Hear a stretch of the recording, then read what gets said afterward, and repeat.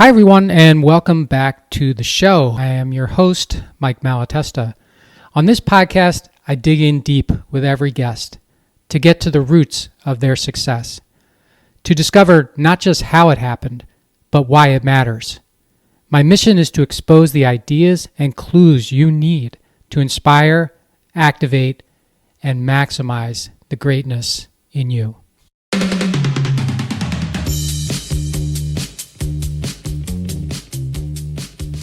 Today I'm talking to Andy Hayes, a lawyer and an entrepreneur based in Chicago, and you're going to love this story. And the title is a good one, Inspired on a Train Station Platform. Enjoy. Hey everybody, welcome back to the How That Happened podcast. So happy to have you here. My podcast is powered by Winject Studio, and today I've got Andy Hayes with me. Andy, welcome to the show. Thanks for having me, Mike. I appreciate it. Glad to be here. So, as you know, I fulfill my promise to you every week to bring you an amazing success story. And Andy is certainly one of those that will fulfill that promise. So let me tell you a little bit about him.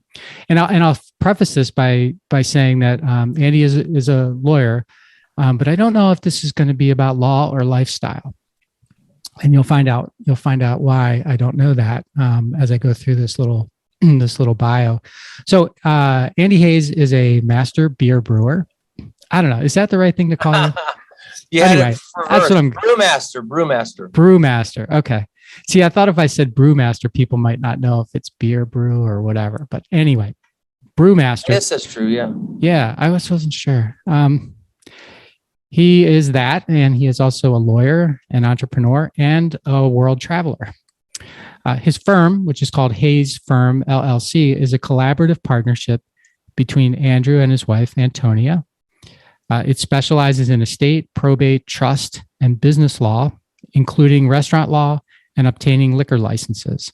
And there's other things too that they do that I want to get into as well, because it's kind of unique, like such a boutique firm. And by the way, sorry to mess with with his bio, but Andy is the first. I've had a lot of people with law degrees on my show, but I don't think I've had an entrepreneurial attorney who practices law on my show. So this is wow.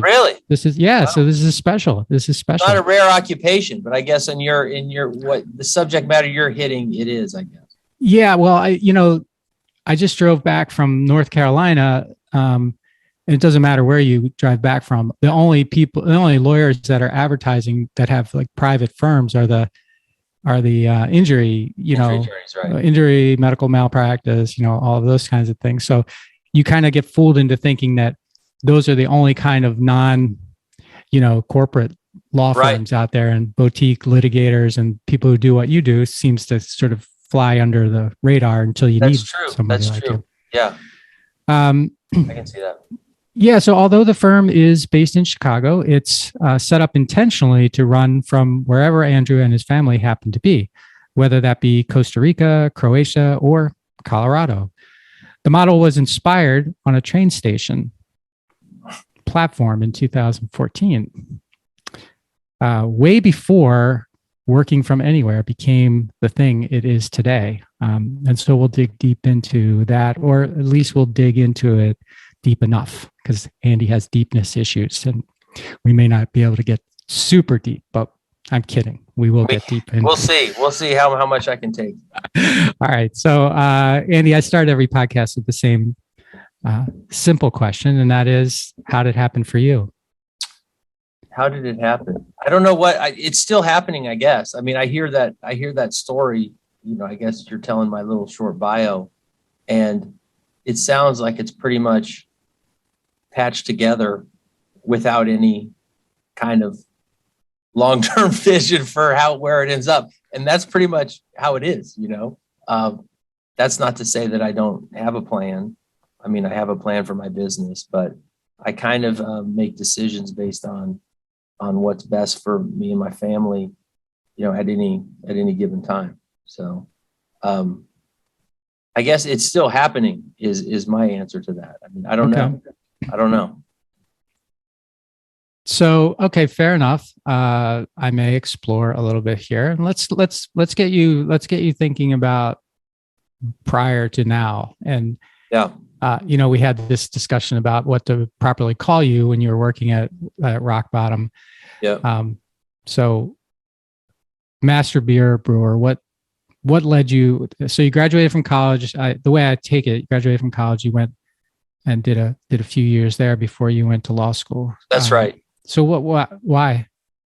So, I mean, I graduated from college, and I went to Lake Tahoe and was a ski bum for a year, winter and a summer. And then I went to a public history graduate program at Arizona State. And that was, it was a great program, great place in Tempe there. But it was not what I was looking to do. An academic situation did not fit me. And I had been brewing beer since college, and I decided to just go to Denver. I had a friend there, and I thought that I might be able to get a job somewhere, because that's one of the few places where there were breweries everywhere, maybe, or at that time, like Oregon, Washington, maybe California and Colorado. That's where it really was. There was a ton of breweries in those places. Now they're everywhere. But so I went to Denver, got a job there. And then my job, it was a corporate situation, Rock Bottom, they're all over. So I started in Denver, and then it allowed me a job opened up here in Chicago, a much better job, salaried, health insurance, all the stuff that as a young brewmaster is, hard to come by. So I took the job because this is where I went to college. So I had a lot of friends here. I love Chicago. I still do. And it brought me back, and it was a much, much better job for opportunities to make beer. So that's how I ended up back here. And then I reconnected with my wife, who I knew in college. We were friends in college. I think we were better friends than she does when this story always comes out, but she kind of terms us more as like strong acquaintances maybe, but it was whatever. We weren't close friends, but we reconnected at a friend's wedding and then started dating, and she was in law school at the time. And then just from talking to her, kind of looking at what she was studying, it seemed very interesting to me. And when I went into law school, I was going in there with the intention of, as you say, a lot of your attorneys that you have, or trained attorneys on your podcast, I was hoping to go to law school and then own my own business someday. And that was always what I wanted to do. So turns out it was a law firm, but I mean, I'm doing it. But that was kind of what put me into law school. And then I got into some of the trial advocacy courses, and I found it fascinating and still do. And when okay, before I go there, I missed what you were studying at Arizona State. What was that? Public history. It's like, it's not library sciences. It's more kind of museum based, and there's a historical preservation component to it.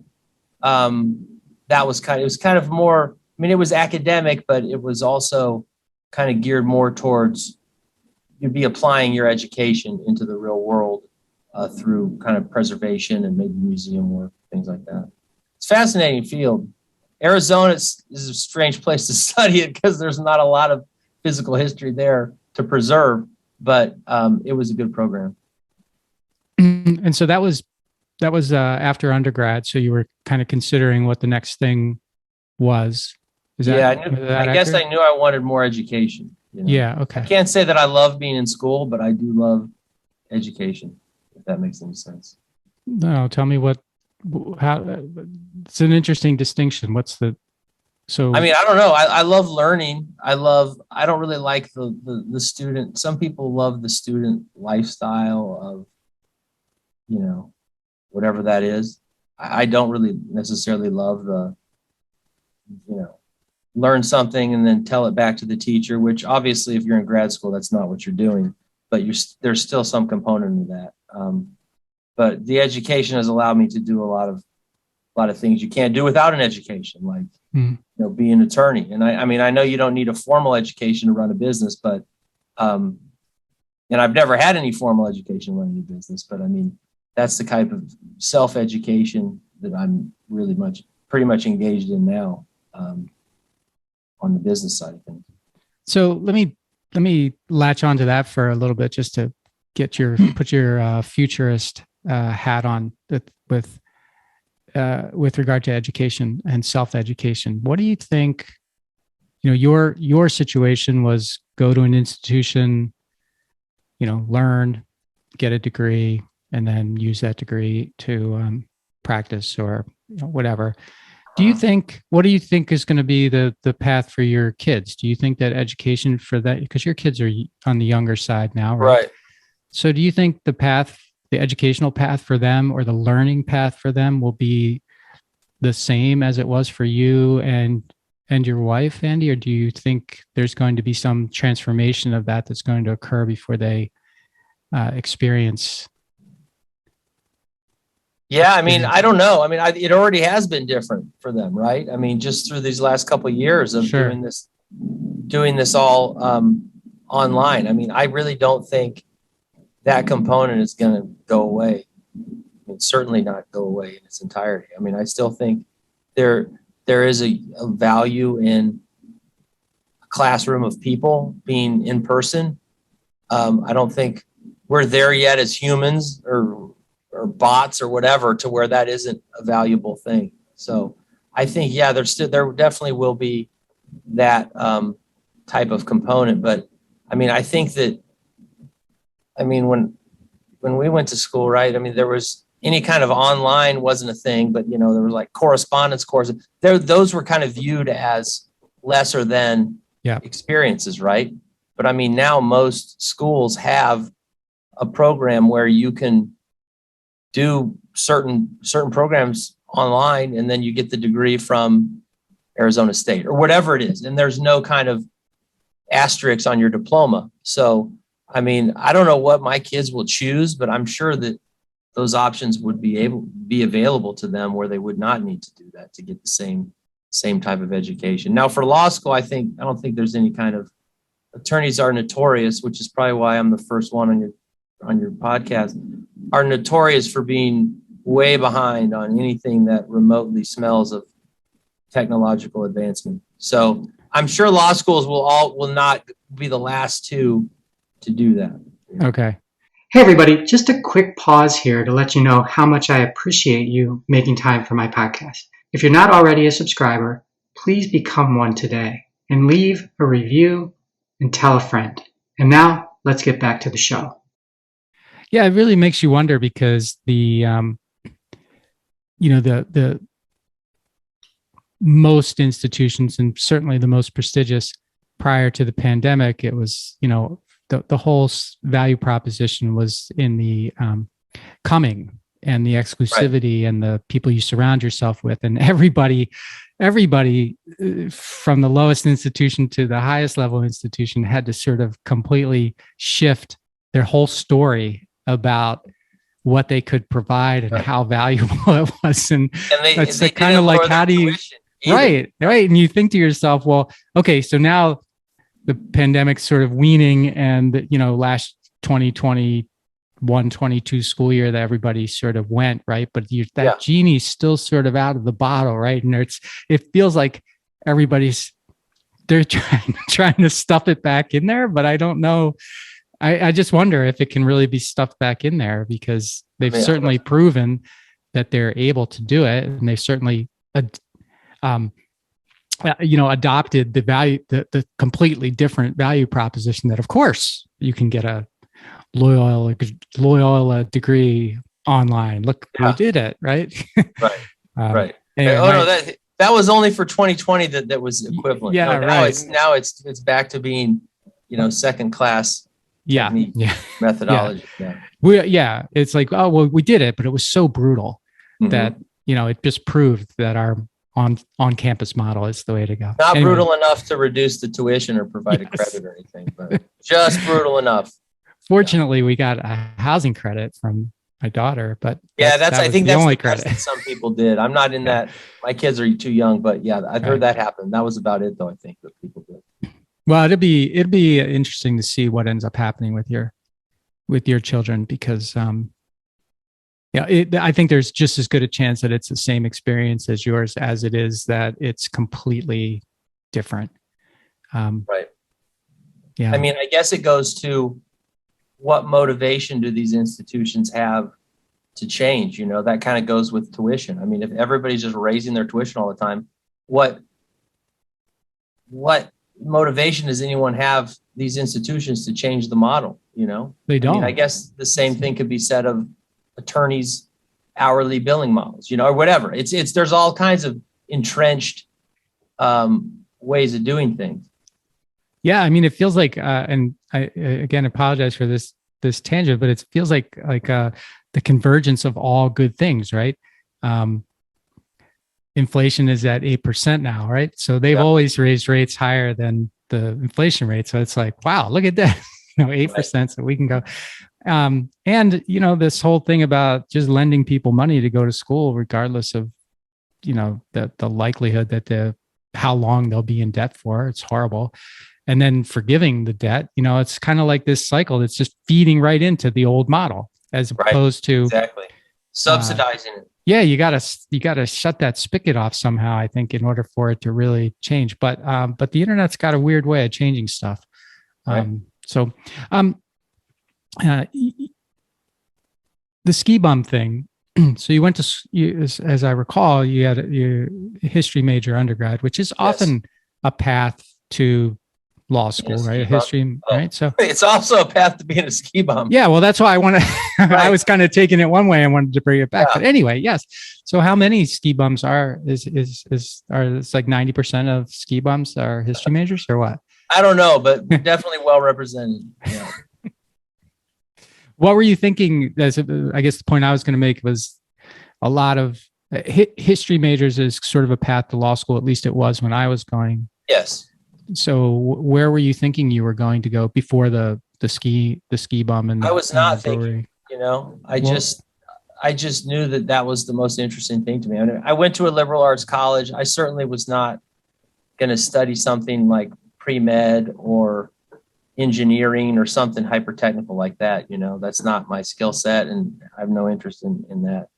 It was simply the most interesting thing to me, and I knew that. I guess in my mind, I kind of had it that I would go to another, go on to an advanced degree, which explains the Arizona State program. And then I kind of, once I was there, I rethought it, saying, well, I mean, I just kind of, this had been in my mind that, I'm going to do this, and it was just, once I was there, I realized that maybe it's not the best thing. So, it's just simply far and away the most interesting courses I took, so I just stuck with it. Okay, and I like that answer because I also went to a liberal arts college. Maybe that's why I like the answer, but and chose English as my major. Right. I feel like those are some of the strongest majors because you aren't pigeonholed, even though people want to pigeonhole you, like, history major, English major, you're going to be a teacher, right? That's what you're going to be. Well, no, but I'm also not going to. I'm also not sort of like engineering. That's what I'm going to be, an engineer. So I take engineering all the time. I think it really opens you up to a whole lot of things that. It can be anything, because you learn how to think and read and write. And exactly. I'm pushing it big time on my daughter, who's a sophomore in high school, finishing up her sophomore year in high school. I'm pushing liberal arts school for her because that would be good for her, because I think it'd be good for any kid. Unless you are dying to be an engineer, then, Loyola's, maybe it is good for you. I don't know. I'm sure they have something, but maybe you're better off at a big technical school. But yeah, for those of us who aren't wired that way, it's a great education. And this entrepreneurial path that you ended up on, as I recall, it was maybe somehow influenced by your dad. I don't know if that was sort of an intentional influence, but I believe your dad was. Yeah, I mean, well, my dad was, he passed away when I was 18, but he was a family practitioner, a doctor. So, I mean, that's kind of, those guys are still out there, the family practitioners. A lot of, not as many as there were then, but he and some partners owned their own practice. So he used to always tell me that's something I should shoot for, being your own boss, you know, no matter what I do, that's what you should do, you know. And I'm giving my kids the same advice because I think that was great advice.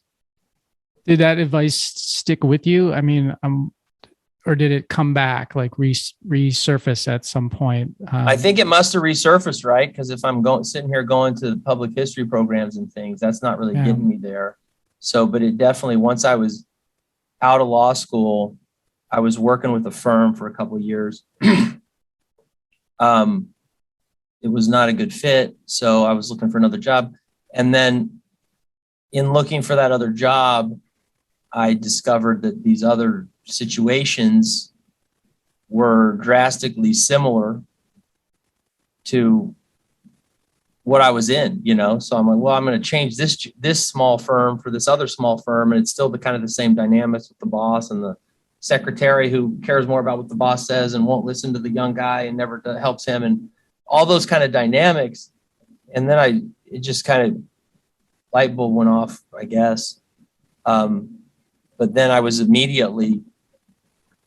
quickly very determined to just try owning my own business. And then once I started doing it, even though we had started it from scratch, definitely from scratch, no clients. And even though I didn't even know how I was going to pay rent, it still felt so much better than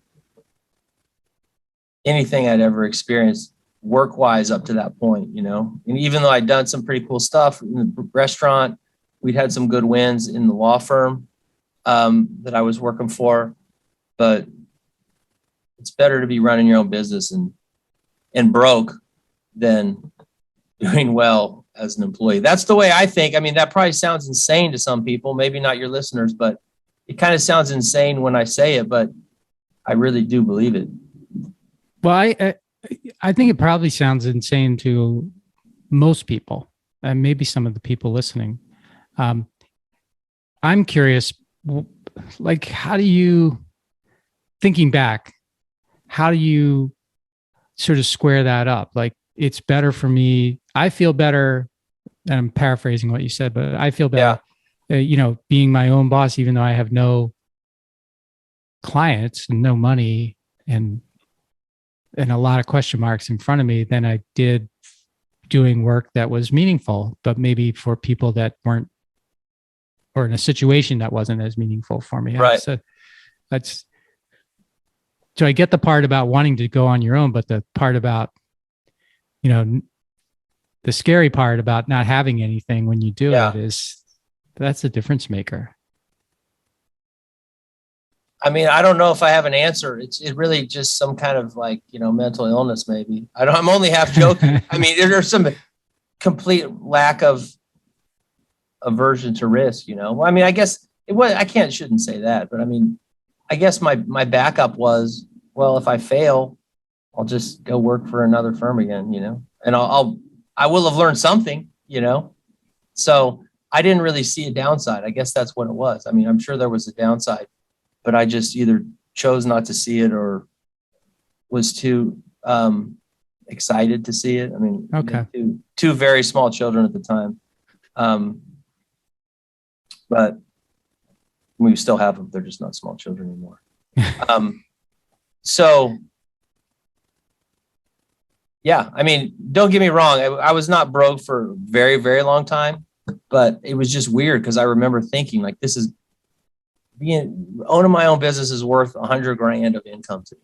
And I truly felt that from like a happiness, meter or something. And, so I think it is kind of unique though, because a lot, I think that people who do what you did, are in like the very, very, very small percentile, because a lot of people start their own business, but a lot of them, they'll take business from where they were Right. and convert it. And then that becomes their business or the thing that gets them Sure. started, which is helpful, right? It's helpful from a cash standpoint. It's also helpful from a confidence standpoint. Like I've got something to start Right. with, but that doesn't sound like what we had at all. So I give you a lot of credit because it's hard. I would have preferred to do it that way, but it just didn't happen for me that way. I was too young, too fresh out of school, you know? And what changed? Like, what was the first thing that happened where you were like, damn, this was a good choice? I think after I made it a year, I mean, my wife was still working at the time. She's an attorney as well. She said we worked together, but she was working for a firm, so we had some income there. I think after a year, I kind of was like, okay, you know, I just was looking at the trends, you know, and I got some more cases and I'm like, okay, well, I mean, this is obviously not sustainable at this level, but I see the trend of this thing, you know, because I was just meeting people and I was out there connecting with people like I never had done when I was just, you know, sitting in an office and, you know, trying to learn from some other guys. I mean, I had no choice, right? I had to get out there. Yeah. And, I mean, that's actually the part that, you know, I enjoy that part of the business still, is connecting and trying to meet clients and, you know, get new clients and solve their problems. But yeah, it was probably about a year. I mean, it took a while, you know, to where I was it sat with me and I said, okay.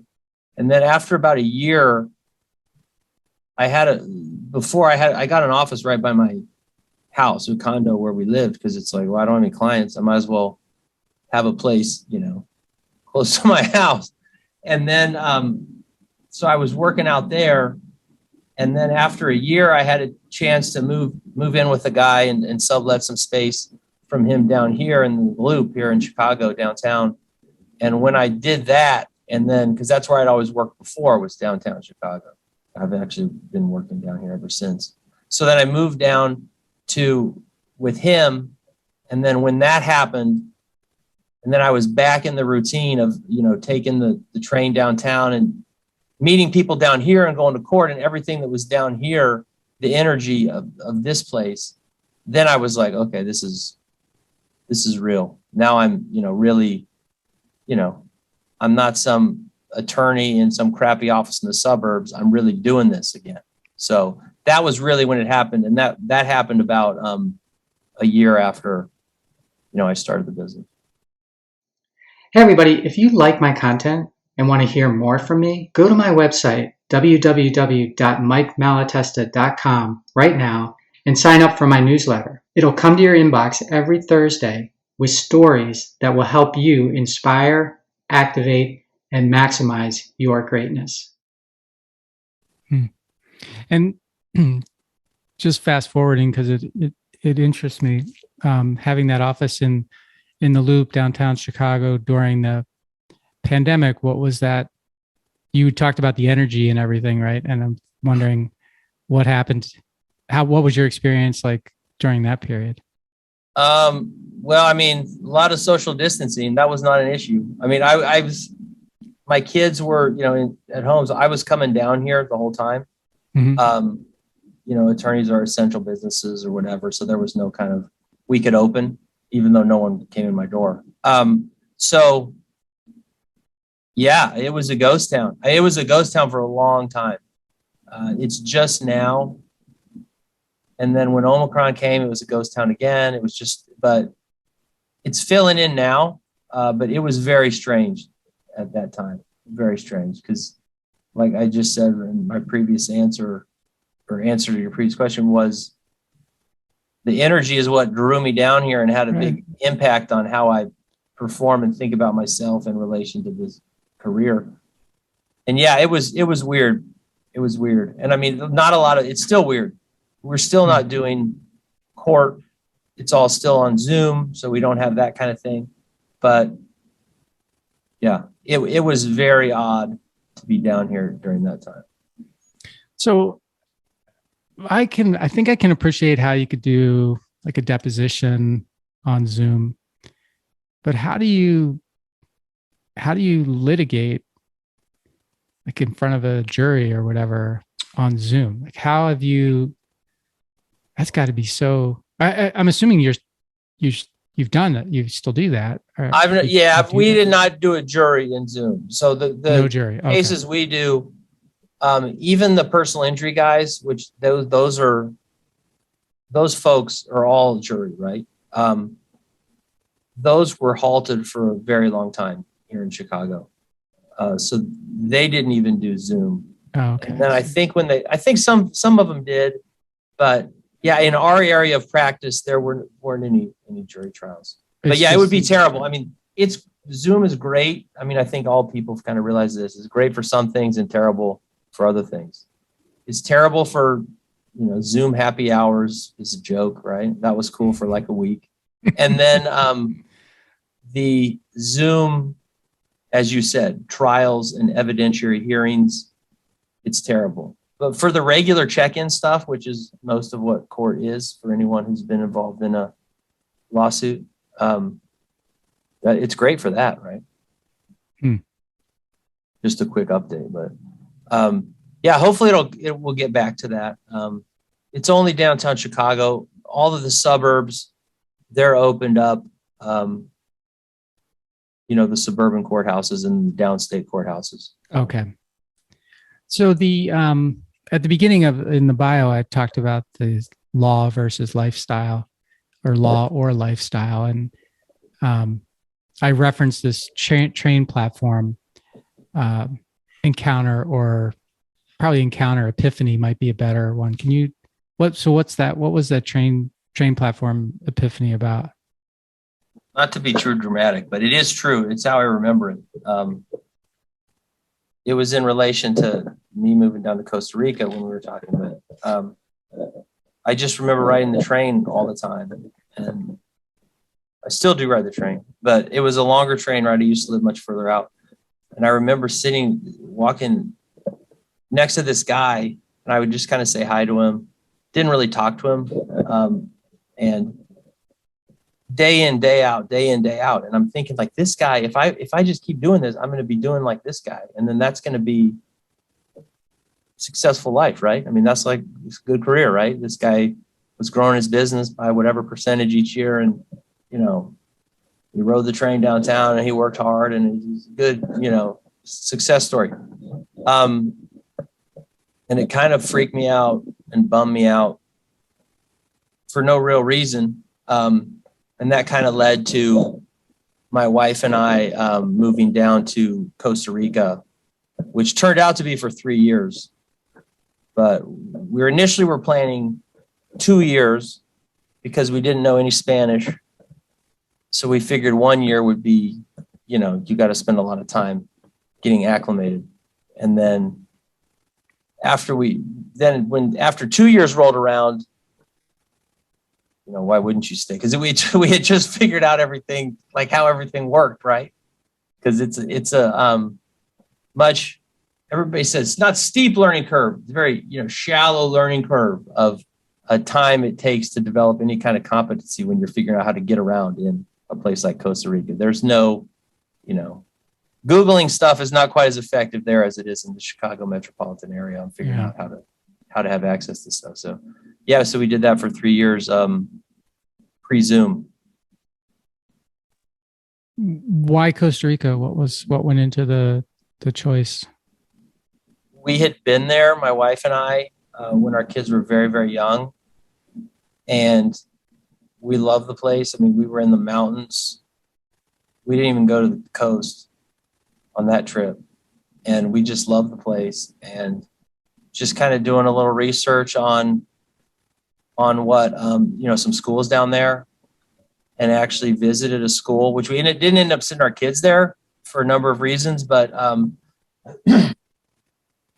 we just decided we should go down there and check this out and like visit schools and see like what it would be like to really do this. I mean, our kids this was a few years ago, so we didn't have any middle school age kids. We had elementary school and then very small, 1.5-year-old. So I guess it was just from that trip. You know, I really love that place. It's got a very cool vibe to it. The people are, you know, very genuine, and not in kind of a manufactured tourism way. I mean, that's really how it is down there, you know. And we wanted to learn Spanish, you know, for our kids to learn Spanish. And it's the same time zone as Chicago, well, half the year. So it was doable that way, you know. We couldn't go into Croatia or something, would have been an option. My wife, her folks have a place there. That's where they're from. But that would have been too difficult time-wise, you know. I would have been staying up all night, sleeping all day or something. Okay. So I need to explore the thought process here a little bit, because at that time, 2014 or so, is that right? Is that the time? Yeah. So you'd been in business for 6 years or so at that point. You already talked to us about how you started with really nothing. And how do you, so this is something I know I struggle with. I'm pretty sure most entrepreneurs struggle with, and that is taking any time away from their business, but detaching in a way like what you described.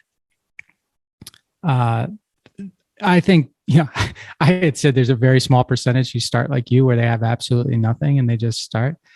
I would think that there'd be a very, very small percentage of people who could do kind of what you did, particularly at the stage of your business, right, only 6 years or so into it. So, because most of us at that point, we're barely getting, you know, taking a weekend off without doing anything, for example, right, is like a victory. And here you are, you know, you take your whole family and move. How did you have the confidence? I guess, how did you have the confidence to do that would be my first question. And then how did you have the nerve? Are they the same thing? No, they're different. They're not? Yeah, they're different words. So I'm saying they're different. Well, I know they're different words, but I don't, they come from the same spot, I think. I don't know. But I think I had the confidence because of what you just said, you know, starting from scratch, right? That gives a lot of confidence to a person, because I had built it up to a point where at that time, I guess at that time there were just 3 of us. So there was another attorney and then 1 paralegal. So, I mean, I knew I could manage it. I would come back for 1 work week each month and just kind of crunch in all of the things that needed to be dealt with face to face, and then do everything else over. I mean, not Zoom. The phone. Which, I mean, Zoom existed, but I never downloaded it until, you know, the late winter of 2020. So, yeah, just I had my phone that would ring in my computer, you know, the IP phone, so Chicago number, and I just did it that way. But yeah, I think that I just said, I think it was the same kind of thing. I'm like, well, if it really truly does not work, I mean, if it does not work at all, we just go back, you know. So, which that's the easy part, right? It's going back. It would be the hard part was going down there. So, right. I don't know. I guess I really didn't. I was just too excited by the whole idea. My wife and I both were, and it was the greatest thing we could have done. So I didn't have a lot of negative. I don't really do a lot of plan Bs, you know, or I guess I did do a plan B and we just come back. I mean, there's, you know, and then, which is what we did after 3 years anyway. So, but we were planning to do that. And what was you had said, you know, planning on 2 years, and so you extended it to 3. What was the reason for not just staying there? And what? I mean, I guess it was, if I could have figured out a way to make money there, I probably would have stayed there. I mean, just me traveling so much, and all my business is in Chicago. And again, this is before the tech disruption of COVID, right? I mean, so maybe it would be different now, but which the internet is really shitty in Costa Rica too. So that it may be still on the thing, but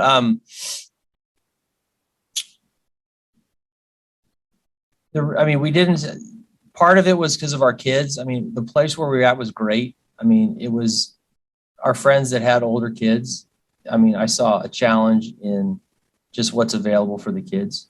Okay. There's limited activities. I know people that are making it work great, but I just know for my family, it would have been, it wouldn't have worked, super small school situation. But I guess the main thing was I really did want to focus on growing the business. And again, pre-Zoom revolution, I had to be here to do it. I think I still need to be here to do it. I mean, maybe not all the time, but that was really what it was, kind of, refocusing on the business. Because I was kind of, I guess, with that whole train story and everything kind of shows that I was maybe getting a little burned out. And then when I came back, I was more focused on growth and really trying to set myself up so that I can, function like, oh, I can do this. Well, what if I did it this way, Right. And especially now with Zoom, I'm just trying to think of, ways to build my business so that I can do that. Right. So I do feel like that about my business, the same type of excitement, I guess you could say, as I did when I first started. We just hired a guy who just graduated school. He's going to be sworn in the fall. So I mean, we're making those steps, and doing those things that are going to, grow the business with the right people in the right way. I like that train station story because my wife is from Connecticut, like southern Connecticut. And when we would go there, we would sometimes take the train into the city. Yeah. And it's probably similar to what you experience in Chicago. I mean, there's many, many, many people, seems like mostly men, but lots of people who, drive to that train station, pay a lot of money to park at the train station, and then get on that train, go into the city, do their job, get on a train, get home late, drive home.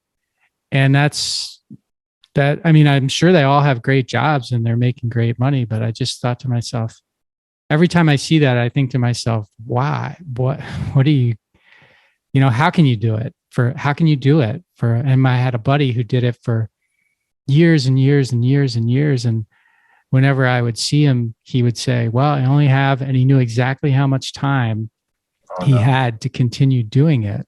And I just thought to myself, what do you mean, before he retired? Yes. Right. How much longer he had it to the day, Oh, but he had it was a great position and stuff. But I just thought to myself, you get on the train at whatever, 6:30 in the morning and you get back at 7 at night and it's just a giving up. It's a lot. And it grinds on you. It grinds on you. For sure. And then you kind of start to get to the point where that's all you know or can even deal with. One of my friends he did that. I mean, he was a major workaholic, one of these self-professed, workaholics, like, oh, I didn't take a vacation. That doesn't impress me. I would be so embarrassed. They say he says it with pride, but I know. Yeah, they all do. Right. And I got to check in on him. It's a work acquaintance guy, and he just retired after COVID. He's like, I got to, step away. He's an older guy, but I wonder how it's going for him, because I don't know how you go from that to just doing nothing, So I don't know either.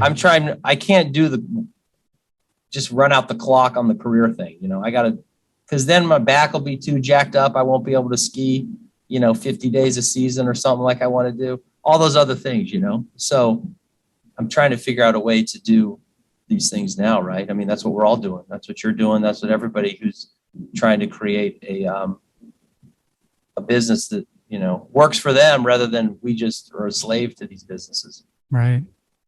So how do you anticipate, how do you anticipate your education going forward in that pursuit? Like you became an attorney, then you started your own firm. So you became an entrepreneur. Now you're growing.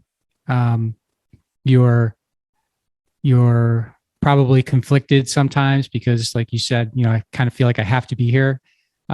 when I'm growing, but you also have these, the skiing and the other stuff that you want to do with your family. And I'm thinking to myself, how have you become, or how are you becoming a better, well, better might not be the word. I don't know, a better, How am I getting a to better that entrepreneur. place Yeah. where I want to be? Yes. I mean, I think now I'm just focused on getting to the point where the business can run without me having my hand in every single thing, that's what all practitioners are doing, accountants or whoever, whatever you do, right, is making that leap, which, I mean, we've grown, but I still feel like it's kind of been, I've just been a practitioner that is running a, firm with some employees, right? So now I'm trying to truly get the business running without me. I shouldn't say without my involvement, but kind of without my involvement, That's what I'm trying to do. And that's what my energy is at now. With the goal of taking a month or two off at a time, or not even off, but just outside of the office, right? I mean, away. I like working. So, I mean, just checking on things, but not grinding it out. Certainly not that. How much different are you now than when you started? When I started the business, yeah, I was thinking, I mean, a lot different. I think that now I'm a lot older now. I think I would stress out about so many things then, financially specifically, even though you wouldn't know it from this first part of this interview, but still I was obsessing about these things, right? I don't do that anymore because we've, a lot of stuff has happened through the years with, leases and, co-tenants breaching leases and all kinds of crazy shit that has kind of scared the hell out of you. And then you figure out a way through it, right? I mean, that's what we all do as a business owner. So once you do that a number of times, you kind of start to realize you're going to be able to figure out how to get out from under these things. And then that's a calming realization. Yeah. Writing my book, Ownership, was one of the most challenging and rewarding experiences of my life. I did my best to share my stories and lay it all out there, and the response has been awesome. If you're looking for inspiration to help you create an amazing future for yourself, pick up a copy of the book, Ownership, How Getting Selfish Got Me Unstuck, on Amazon, and leave a review. And I feel like you begin to realize after a while that all the stressing about it doesn't change anything. You still have to do something. Right. Yeah, you still have to. What is that? What is that like today? It's that famous quote. It's like something you'd see on a coffee cup or something. It's like, today is the tomorrow that you stressed out about yesterday, kind of thing. Like it's still going to come, like it's that kind of thing. No matter what. Well, it's here. This is what I was freaking out about. Oh, wait, it's all good. It's fine. So I think that gets in the way, not just of entrepreneurs, but so many people. It's like thinking about the what ifs, instead of just, moving ahead and addressing the things that come along. It's like thinking about possibilities or thinking about what other people are thinking, or obsessing about either of those seems like it seems like such an easy thing to do, but so unproductive, because you aren't changing anything. All you're doing is just keeping yourself from moving. Right. Yeah. Right. I mean, I think that's the culture is kind of geared towards that type of thinking, Yeah. Lots of analysis, lots of self-analysis, lots of analysis of plans and all these kind of things. I don't think entrepreneurs are like that, So when you get to the point where you think you want to be, sort of as you were talking, I was thinking about, okay, so Andy needs to get to the point where he's running the business, but not necessarily from a billable standpoint, right? You got to like separate yourself and run and grow. So when you get to that point, what do you think your life will look like? Well, I would love to have an apartment here in Chicago, spend a good portion of time in Southern Colorado, and then spend a good portion of time in Costa Rica. So I don't know if you were speaking emotionally, but that's what I'm just saying. That's like physically what I would like to be doing. Okay. And just to be able to go between those spots. I mean, that would be it, you know. And I don't want to, I'm going to run my business and then I'm going to go on vacation for 10 years. I mean, I don't want to do that, you know. I want to keep working, as you said, which I think that was embedded in your question. Yeah. And keep growing. I mean, to just do the job doesn't interest me. I need to figure out a better way to do things. Well, it feels like, even though you mentioned physical places, it felt to me like there was an emotion tied to each one of those things that you. Yeah, you're very perceptive. There is. Yeah, there is. I mean, certainly Costa Rica. I mean, that was a very important time in our lives when we were down there with our small kids. Can I ask you about the? Oh, go ahead. Yeah, here. I mean, I've lived here my whole adult life. So right. Can I ask you a question about the partnership, the business partnership with your wife? Because was that something you contemplated from the very beginning when you sort of broke out on your own and she had the job at the other law firm? Yes. No, we definitely did not contemplate it at the beginning. So okay. So how did it come together? She had the job, and then we had two small kids, and then she kind of went down to part-time. And then as my business grew, she, I forget even when it was. I'm bad about that kind of stuff. But there was a point where, it was when she had our son, who's now going to be turning 12 this summer. When she had him, and then she took her maternity leave. After that, we were at a point where I was like, okay, you don't need to go back. Just don't go back. We're just going to, live off of the business's income. And then she was all in on the kids. And then when our youngest kid, a couple of years ago, when we came back from Costa Rica, so that was like almost 4 years ago now, he didn't need so much, he wasn't a 1 or 2 year old kid. So she had more time. And then at that point, it's like, well, what are you going to do? Go work for some law firm? I mean, we could use the help here. So then we started working together that way, and she kind of focuses on a lot of this young man that we just hired. I mean, that was all her, we kind of allocate things. So it's not like we're sitting there next to each other working on cases. It just allows us to divide the work up better. Things that have to be done in a business, that aside from billing the hours and things, but she does that as well. Okay. And kind of organic. It just kind of happened, it was like, we need help. Come help us rather than, plus I don't think after what we did that she could just work for someone else. I mean, who could, right? Yeah, you would think, right? Yeah, after you've had that kind of freedom and all that to go back, because the expectation certainly wouldn't be that would be okay. I wouldn't think. Yeah, it never occurred to us. It wasn't something we thought about that she should do. It was just obvious what she should do.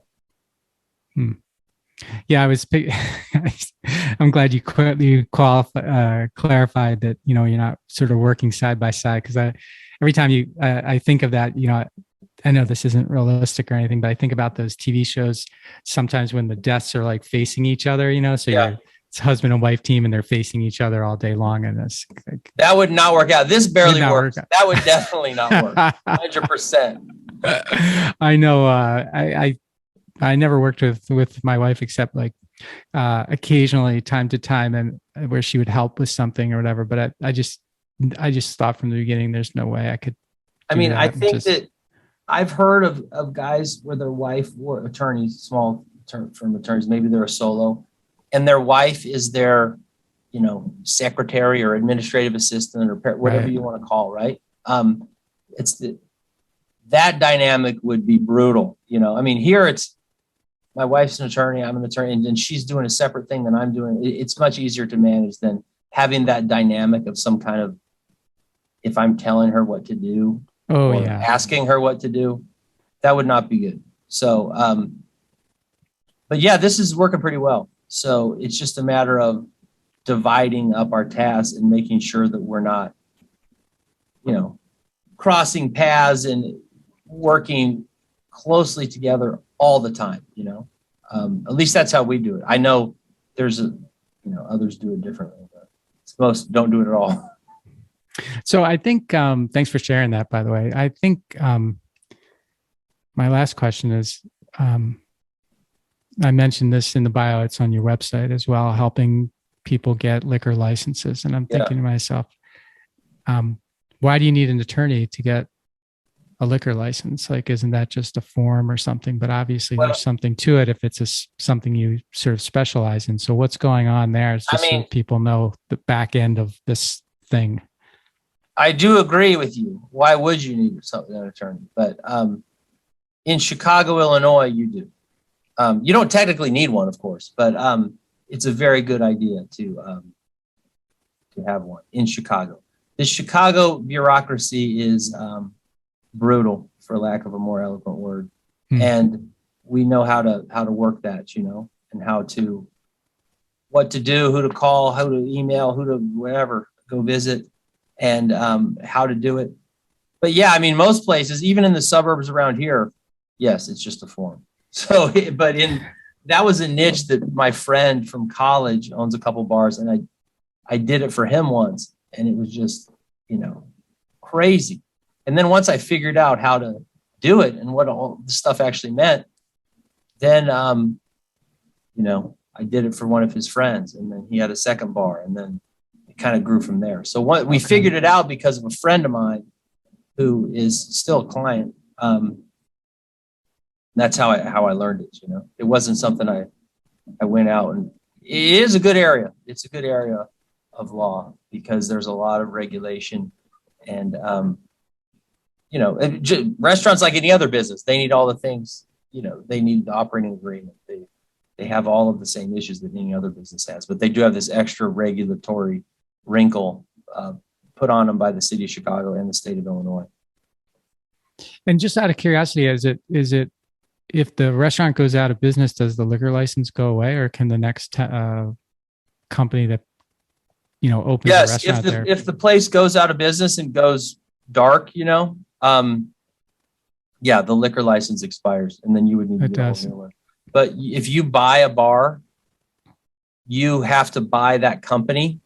So you buy the corporation that's running the bar, and then the same license. So you don't really transfer the license. The person just buys I don't want to get too technical, but they buy the corporation. So yeah, there's some licenses here that have been around for well over 100 years in the city. Because it keeps getting sold or transferred to the son or whatever. There's some very old licenses around here. Well, there you go, folks. If you need a liquor license in the city of Chicago, Andy and his firm are your pathway to getting that. Something right. I'm glad there's probably a ton of stuff in Chicago where you need an attorney to do things that you could do with a form somewhere else. Maybe now that you're saying that. Yeah, the further west you get, the less forms there are, maybe until you get to like San Francisco or something. But, Chicago and the East Coast, I think they're pretty entrenched in the bureaucracy.